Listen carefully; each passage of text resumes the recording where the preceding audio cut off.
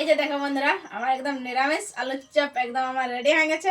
তো আমি কিভাবে তৈরি করলে নিরামিষ আলুর চপ, চলো তাহলে তোমরা দেখতে থাকো ফুল রেসিপি। হাই বন্ধুরা, দেখো ফুড অ্যান্ড ব্লগে আবার একটা নতুন ভিডিও তোমরা জানাই সবাইকে স্বাগত। আশা করছি তোমরা সবাই ভালো আছো, আমি ভালো আছি। আজকে আমি বানাতে চলেছি আলুর চপ, নিরামিষ আলুর চপ বানাবা। তার জন্য এই যে দেখো আমি বেসন নিয়ে চলে এসেছি। তো আমি কিভাবে তৈরি করছি আলুর চপ নিরামিষ, চলো তাহলে তোমরা দেখতে থাকো ফুল ভিডিও। এই দেখো আলুকে আমি আগে বয়েল করে নিয়েছি, তার বাদে খোসাটাও ছড়া নেওয়া হয়ে গেছে আমার কমপ্লিট। আর এখানে নিয়েছি বেসন, নিয়েছি 1 কাপ নিয়েছি বেসন। এখানে আছে ছোলার ডালের বেসন আছে। আলুটাকে প্রথমে আমি সানে নেব নুন দিয়ে, তার বাদে এটাকে আমি চোখা করব। তো এখানে পরিমাণ মতো নুন, এটাকে হাতে ভালোভাবে মিক্স করে নেব।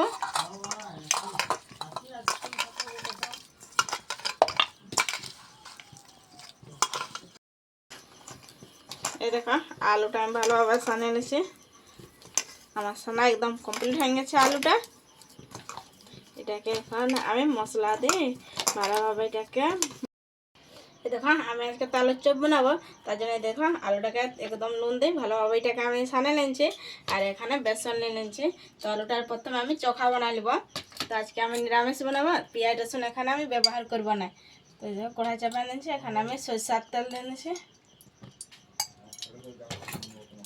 এই দেখো আমি আদা বাটি নিয়েছি, এখানে আমি মশলাটা তৈরি করে নেব। এখানে জিরা পাউডার,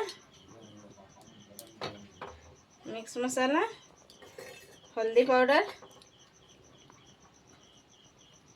এখানে ধনিয়া পাউডার। ধনিয়াটাকে আমি আগে ভাজে নিয়েছিলি খালি কড়াইতে, ওইটাকে শিলনোড়ায় পিষে নিয়েছি। এটা অল্প জল দিয়ে এটাকে আমি একটা পেস্ট তৈরি করে নেব। তেলটা গরম হয়ে গেছে, এখানে আমি দিয়ে দেবো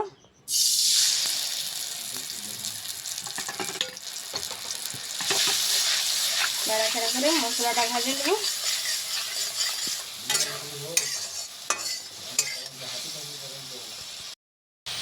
দেখো উপর থেকে ভাজা মশলা আমি দিয়ে নিয়েছি। এটা ভাজাতে ভাজাতে আমি টমাটারটা কাটে নেবো, কুচি কুচি করে কাটে নেবো।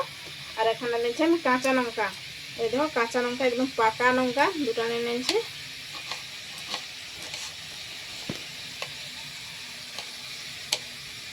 ছোটো ছোটো টমাটোর মধ্যে আমি দুটো নিয়েছি, তোমাদের কাছে বড়ো থাকলে একটা নেবে।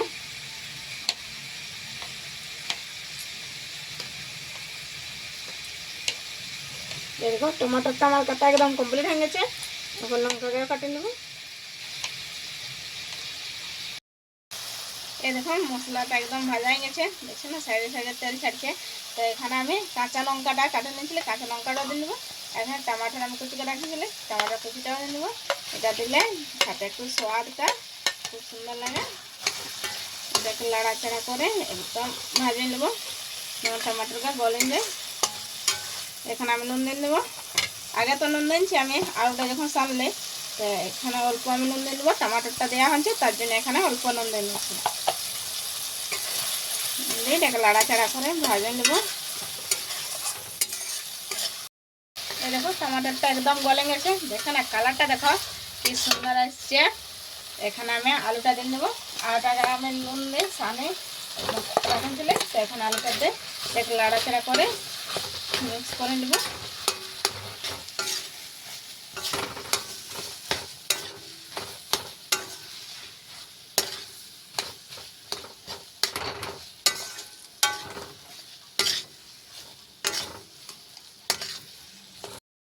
এই দেখো আলুটা আমার চোখা করা একদম কমপ্লিট হয়ে গেছে। আমি এখন উপর থেকে এখানে ভাজা মশলা দিয়ে দেবো। জিরা, ধনিয়া, শুকনো লঙ্কা, গোলকি সব একদম আমি খালি কড়াইতে ভাজা নিয়েছিলি। ভাজার বাদে এটাকে শিলনোড়ে আমি পিষে নিয়েছিলি, তারপরে এখন উপর থেকে দিচ্ছি। এখানে পেঁয়াজ রসুন ব্যবহার করে নেই, তার জন্য ভাজা মশলা দেওয়া হচ্ছে। তোমরা দিবে তাহলে আরটুকু টেস্টটা দ্বিগুণ বাড়িয়ে যাবে। আলু চোখাটা আমার একদম রেডি হয়ে গেছে, এটা এখন আমি প্লেটে তুলে নেবো। দেখেন কি সুন্দর একদম হয়েছে, খুব সুন্দর দেখা যাচ্ছে। এখানে আমি কড়াইটা ধুয়ে নেব, আর এখানে চপটা আমি ছাঁকে নেব। এই দেখো আমি আলুর চপ বানাবো আজকে।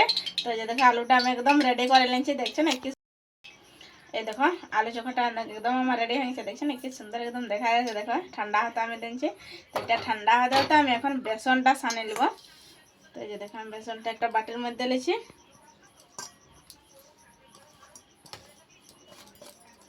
এখানে আমি নুন দিয়ে দেবো, পরিমাণ মতো নুন, খাওয়া সোডা এক চুটকি,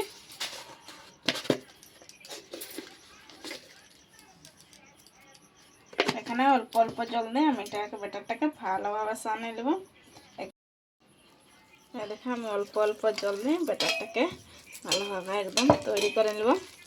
একবারে তো বেশি জল দিলে ওটা পাতলা হয়ে যাবে, তোর জন্য আমি অল্প অল্প এখানে জল দিচ্ছি। তোমরা এভাবে করবে, অল্প অল্প জল দিয়ে এটাকে ভালোভাবে সানে নেবে।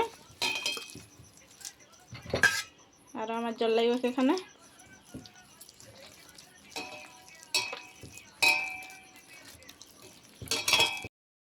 এই দেখো কড়াই আমি চাপা দিয়েছি, এখানে আমি তেল দিয়ে দিচ্ছি।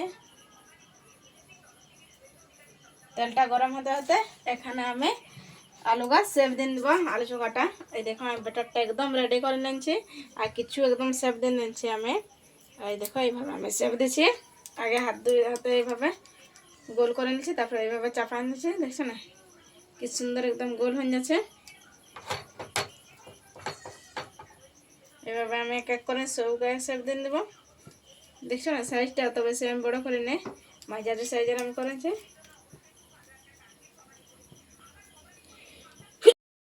এই দেখো সব আমার একদম রেডি হয়ে গেছে। তো এখন আমি এক এক করে ছাড়ে দিচ্ছি। এই যে দেখো ব্যাটারটার মধ্যে আমি ভালোভাবে আলুর চোখাটাকে এখানে দিয়ে নিচ্ছি। এখানে এভাবে আমি ছাড়ে নেব, তেলটাও গরম হয়ে গেছে। দেখছো না একসাথে আমি দু তিনটা ছাড়ে নেব।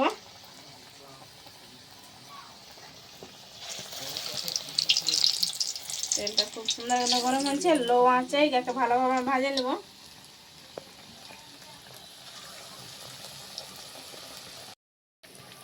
দেখো এক সাইডটা হয়ে গেছে, আমি পাল্টা নিয়েছি। একদম লাল লাল করে ভাজে নেব। দেখছেন একদম কি সুন্দর হয়েছে, দেখো আলুর চপকা ফুলেছে খুব সুন্দর হয়েছে। দেখছো না সাইজটা দেখো একদম বড় বড় সাইজ আছে। একসাথে আমি চারটা ভাজে নিয়েছি। এই দেখো আমি তোমাকে দেখাচ্ছি আমার দুই পাশটা দেখো কি সুন্দর একদম ভালোভাবে লাল লাল করে ভাজা গেছে। তো এখন আমি তুলে নিব।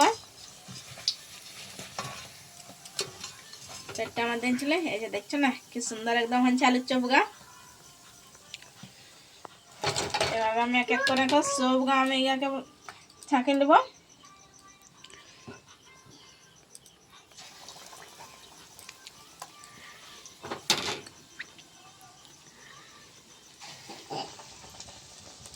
একসাথে চেটে চেটে দিচ্ছি, তাড়াতাড়ি হয়ে যাবে আমার।